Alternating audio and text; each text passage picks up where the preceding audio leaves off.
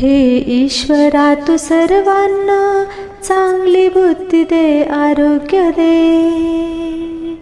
सर्वांना सुखात आनंदात ऐश्वर्यात ठेव. सर्वांचं भलं कर, कल्याण कर, रक्षण कर आणि तुझे गोड नाम मुखात अखंड राहू दे. हे ईश्वरा तू सर्वांना चांगली बुद्धी दे, आरोग्य दे. सर्वांना सुखात आनंदात ऐश्वर्यात ठेव.